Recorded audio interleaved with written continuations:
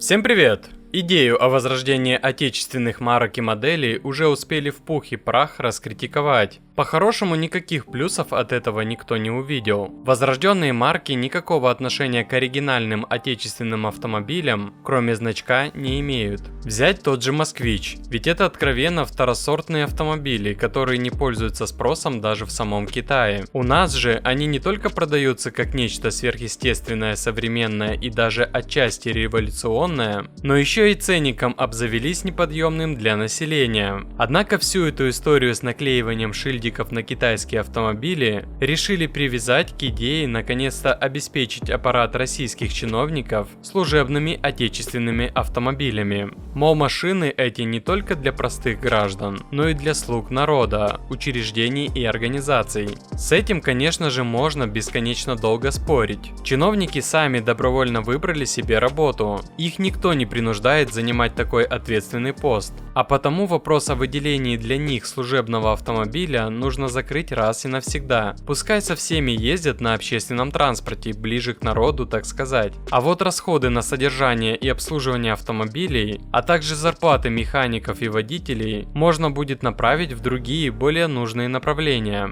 Но факт остается фактом. Так у нас заведомо со времен СССР шикарные авто для правителей, а народу личный автомобиль не положен. Есть автобусы, такси, экстренные службы, вот что нужнее народу. А личный, пускай и служебный автомобиль, это для первых лиц. Звучит на фоне всего этого и другие предложения. А почему бы не запустить производство устаревших моделей, которые и сейчас хорошо бы пользовались спросом? Многие готовы раскупать вазовскую классику без каких-либо удобств, лишь бы ценник был соответствующим такому автомобилю. Или вообще самый универсальный автомобиль по классу ГАЗ-2412, универсал и минивэн в одном лице. Таким можно даже Ларгу заменить, который больше 2 миллионов стоит. Техника простая, ломаться нечему, 7 мест есть, что еще нужно? На внешность даже смотреть никто не станет, если автомобиль получится простой, ремонтопригодный и доступный. Но все это несбыточные мечты из народа. Что-то из ряда, если и брать Теслу, то дизельную и на механике.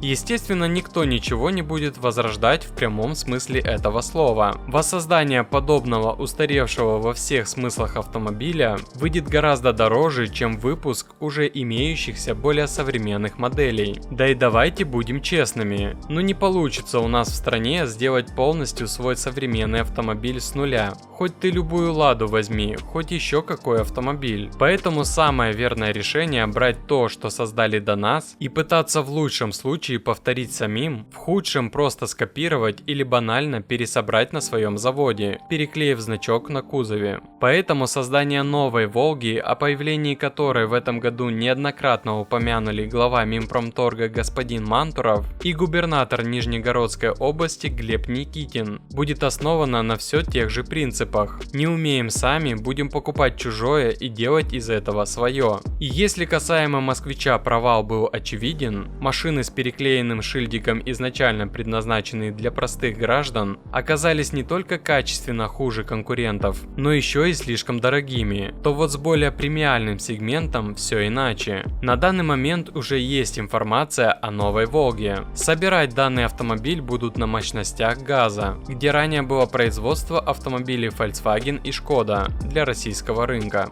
К сожалению, ни о каких пересобранных немцах речи уже не идет. За основу будет снова взят китаец, но не простенький. В этом, честно говоря, нет ничего плохого. В техническом плане автомобиль довольно неплох. В базе он имеет основу Mazda 6. Под капотом современный двухлитровый мотор на 218 сил в паре с классическим автоматом и передним приводом. Мотор имеет много общего с современным немецким 2.0 TSI. Китайцы взяли от него самые лучшие решения, и в самом Китае на эти агрегаты идет пожизненная гарантия.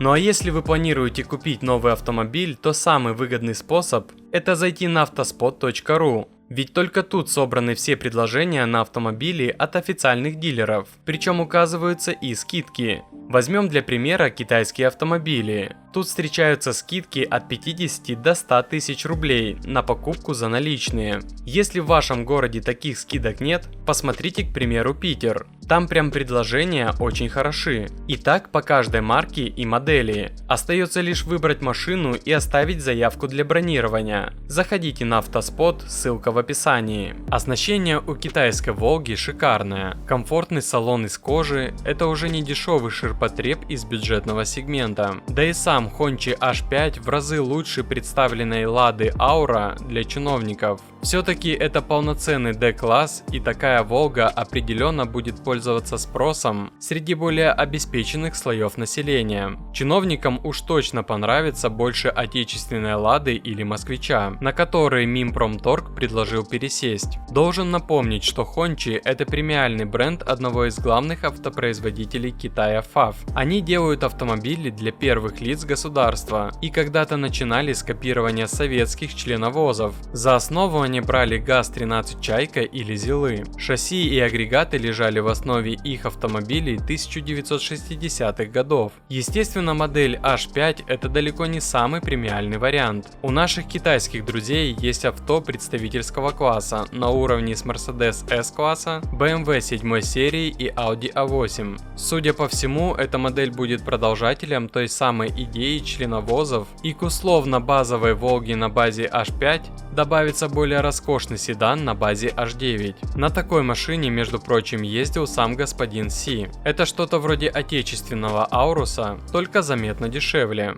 Автомобиль имеет более серьезную силовую установку. 3-литровый агрегат более чем на 250 лошадиных сил. В паре с роботом привод на заднюю ось. Само собой, по премиальности этот автомобиль не сможет перегнать Мерседесы и Ауди, но по оснащению он от них явно не отстает. И что самое интересное, эти автомобили я не раз видел на наших дорогах. Конечно, покупают их не простые автолюбители. Да и машины эти, скорее всего, для заднего пассажира, чем для водителя. Сейчас Hongqi H5 и H9 уже активно закупают некоторые приближенные к государственной службе учреждения и организации. Машины пользуются неподдельным спросом и среди предпринимателей. Все-таки купить H5 за 3,5-4 миллиона рублей или H9 за 8 миллионов гораздо дешевле, чем те же Мерседесы и BMW за 20 плюс миллионов рублей. Само собой, мы безвозвратно отстаем. И пока наши предприятия смогут сообразить и создать какую-то свою более или менее современную модель, они уже будут безнадежно устаревшие по сравнению с конкурентами. А потому, как бы это печально ни звучало, сейчас у автомобильной промышленности единственно верный путь – копировать уже имеющиеся наработки у более успешных. Главное во всем этом не пытаться заработать на переклеивании значков, а привносить что-то новое и нужное в отечественную промышленность, пытаться на этом делать свое. Пускай эти Волги будут не для простого народа, возможно, это даст хороший толчок для развития чего-то по-настоящему своего. И хоть после многолетних попыток и провалов верится в это с трудом, сейчас самое лучшее время, чтобы вдохнуть жизнь в наш автопром. Его нельзя упустить. А как считаете вы, стоит ли делать эту Волгу или лучше подумать об автомобиле для народа? Пишите в комментариях.